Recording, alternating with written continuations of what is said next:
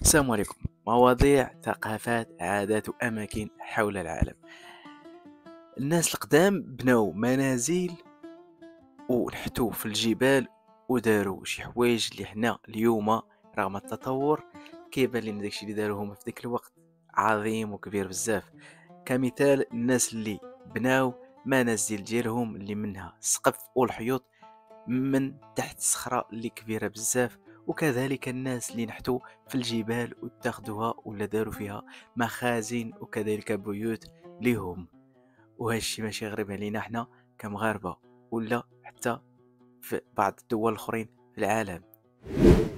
جبت لكم واحد القرية اللي مبنية من تحت واحد الصخرة اللي كبيرة كبيرة بزاف وكتوزن أطنان. وهاد القرية متواجدة في واحد الدولة اللي جارة ديالتنا حنا مغاربة واللي قريبة لينا بزاف وفرقنا على البحر، وهاد الدولة اللي هي إسبانيا. وغادي نكتشفوا كيفاش وعلاش تبنات هاد القرية تحت من هاد الصخرة الكبيرة وشكون اللي بناها. ممكن انت ولا انتي اللي كتفرج باغي تعرف، لأنه سيرتو الا كنتي مغربي بغيتي تعرف هاد المعلومة. علاش؟ لانه المغاربه الامازيغ ساهموا ببناء وتطوير هذه القريه هذه اللي كتواجد في اسبانيا، وغادي نشوفوها دابا. هذه القريه كاينه في اسبانيا واللي سميتها سيتينيل دي لاس بوديغاس، واللي كتواجد بجنوب اسبانيا بمنطقه الاندلس وبمقاطعه كاديز، بعيده بشي 157 كيلومتر على مدينه مالاغا وبشي 135 كيلومتر على مدينة إشبيلية.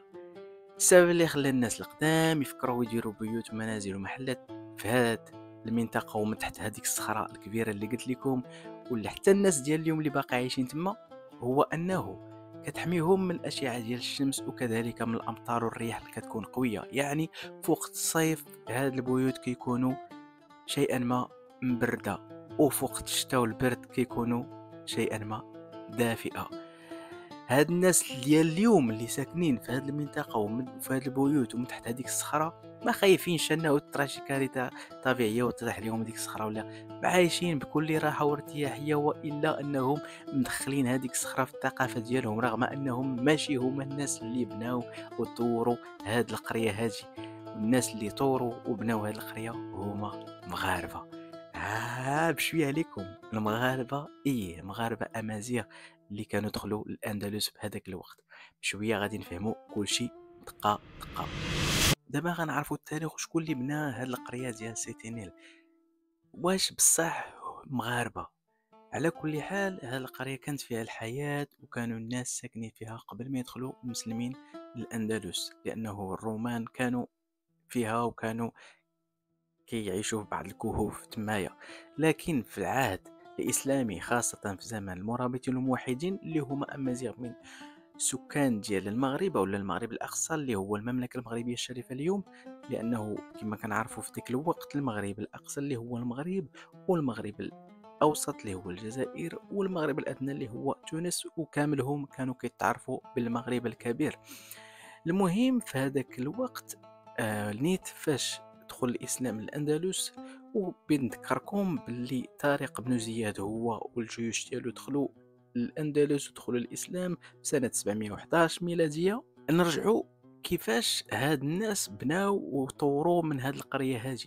الناس المسلمين وما غاديش نقولوا باللي راه كانوا غير المغاربة بوحدهم، ولكن كانوا بعض المسلمين من مناطق أخرى من شمال إفريقيا ومن العرب اللي كانوا تما، لكن الأكثرية اللي كانت وهما اللي كانوا أصلا دخلوا وهما اللي كانوا أصلا مسيطرين على الأندلس اللي هما مسلمين ديال المغرب الأقصى اللي هو المغرب اليوم.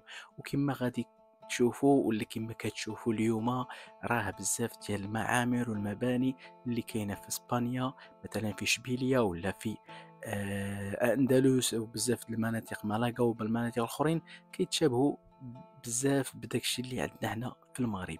كما قلت يعني المغرب هو اللي بزاف عنده مباني ومعامر اللي كتشبه داكشي اللي كاين في اسبانيا في الاندلس واشبيليه وبعض المناطق الاخرى، كمسجد اللي كاين في الكتبيه اللي كيشبه المسجد اللي كاين في اشبيليه والمسمى بلا خيرالدا. اخيرا التاريخ ديالنا ماشي غير في المغرب، لكن ممتد حتى الأندلس في اسبانيا.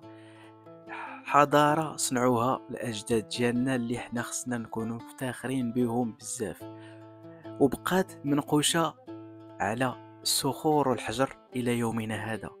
هادشي اللي كان الإخوان والأخوات، هلاو ليا فراسكم، هاكونين غين.